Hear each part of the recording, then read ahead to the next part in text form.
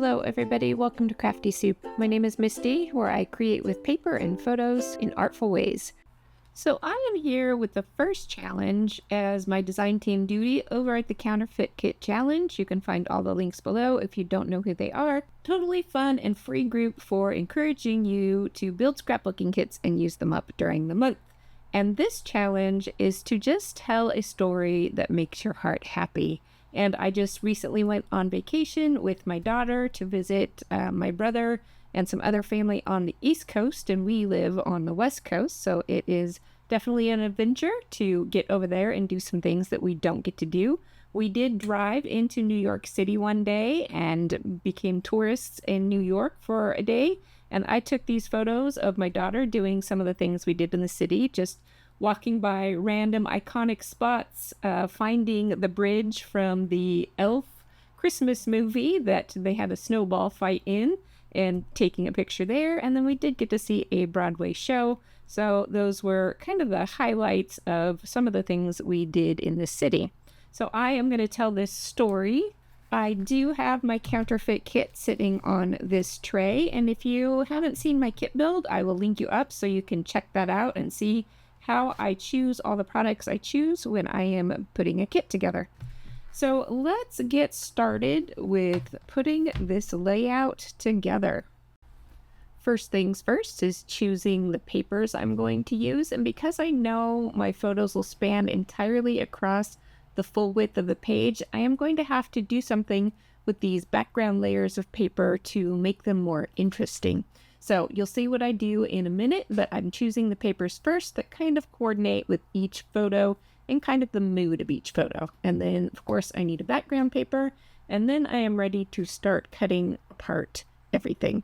I need my patterns to be 4 inches wide because that's how wide my photos are, and that means 4 inches times 3 inches will go across the full 12-inch width. Here is what I'm going to do with these papers. I am going to create big fishtail banners, and using a little bit of tape on my trimmer will help me get those tails of the banners pretty even across the 3 pieces of paper.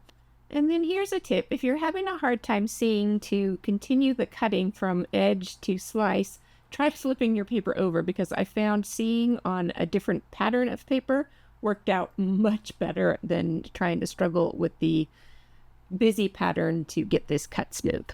All right, that means it is time for a title, and I'm going to turn to these foam stickers, and I chose to go with hello that actually has a little arrow next to it, and then I can create my own little subtitle. I'm going to do that with the scraps of paper left over from cutting my fishtail banners, and I've got this tiny alpha set, and I'm choosing the letters NYC for New York City. I will put those on another banner and add some hearts. And yes, I did pull out 2 sizes, but I will stick with just 1 size. I did do multiple cuts of my little subtitle, and I will do the die cut stacking. And here's a little tip. I like to put a puddle of glue on something I can throw away, like this piece of tape, in order to make the die cut stacking easier and cleaner. The next step is simply assembling everything, so I will just let that play out for you.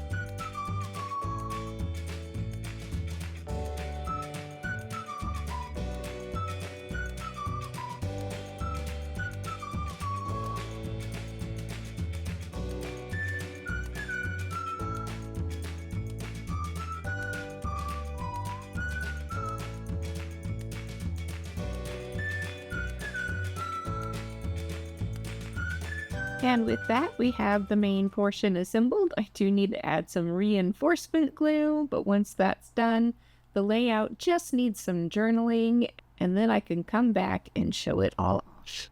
So we will take a quick look at that, and then I will have some still photos for you with a few more details. And as we take a look at those, I want to say thank you so much for being here. I know there are lots of ways you could be spending your time, and I really am grateful that you're choosing to spend it here with me. I will be back soon with some more crafty videos for you, and until then, I hope you have an artful day.